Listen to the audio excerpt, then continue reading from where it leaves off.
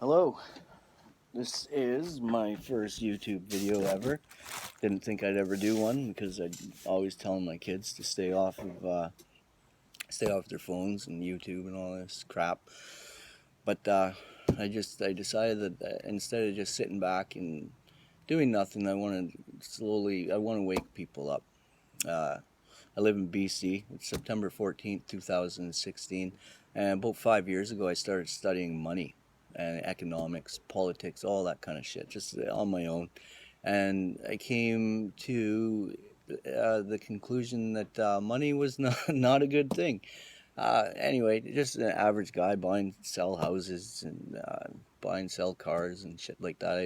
I work for myself. I'm a carpenter, and what I came across one day was a website about where money came from, and how and banks, and how they, for every dollar you put in the bank, they loan out $10 or something like that. You research the figures, Google it for yourself, and I just I started really looking at that.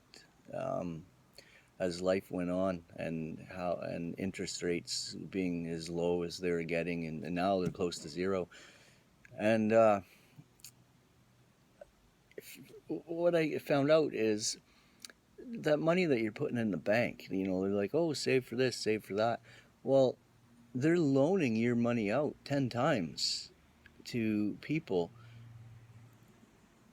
over and over again, because interest rates are so low, they're borrowing the money to invest in different aspects of the stock market or RSPs, and they put that money in the bank and they save it and invest it, and then the bank loans out their money again. So in reality, there is no money in existence.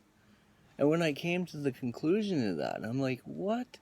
Like, they loan out your money plus some, and then they loan out the people that the money that those people borrowed off of your money, they loan that money out again after they put it back in the bank. It just does not make sense. And I started like the Bank of Canada, like, how could a country allow a bank to do that? Print money? Like, if you and I were to print money, we'd go to jail, like. And the funny thing is, they don't even print it anymore. It's just digital numbers on the computer screen. But anyway, so going back to the lending the money thing and easy money lending practices, this we in Vancouver, we put a 15% buyer's tax in on foreign buyers. Well, that's just smoke and mirrors, because they'll just take the problem elsewhere. And the low interest rates are the problem, and the loaning out of the money.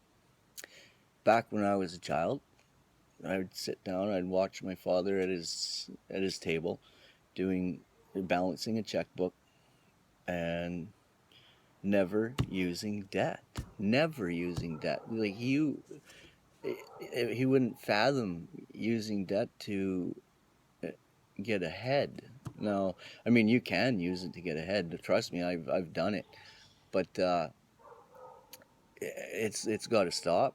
The Bank of Canada has to come in, and they have to start raising interest rates a little bit at a time. Every second quarter, every third quarter, a percentage point, to bring that housing market back down to affordable levels, so that our children can start to afford to buy a house. And but I don't understand, like, who these economic people are running our country, that they can't figure this out.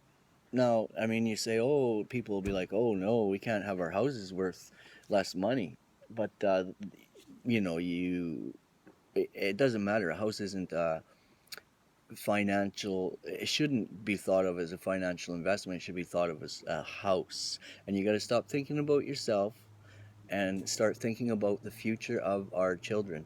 Now, if the market was continued to go up the way it is, which it is, and we're in a huge bubble that is going to come down here in the next little while, but lowering that rate or raising that interest, sorry, the Bank of Canada raising that interest rate a little bit at a time is slowly going to deflate that bubble. Slowly let the air out of the bubble so that the prices will come down at a modest pace. Now, and the thing about that is everything else is going to come down. The inflation rate is going to drop, which the Bank of Canada, all central banks around the world, and like I'll go into this in the future. I want to talk about everything the way it's being run, but like all central banks have to do is slowly start to raise the interest rate, and our children will be able to buy a house that's modestly priced the way it should be, a home,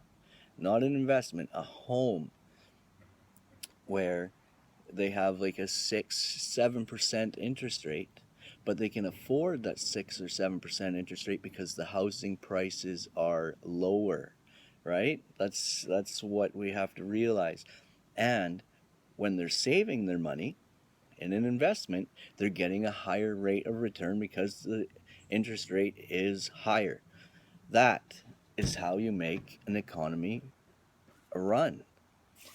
It's not rocket science, man. Like why these economists can't figure out how to turn things around is beyond me. Well, I mean, if you start researching and you find out what I find out, you'll know that they're not out there for our interests. They're out there for their own personal interests. Like when you say, "Oh, look, the CIBC or RBC or whatever bank made record profits this year," whoop-de-doo.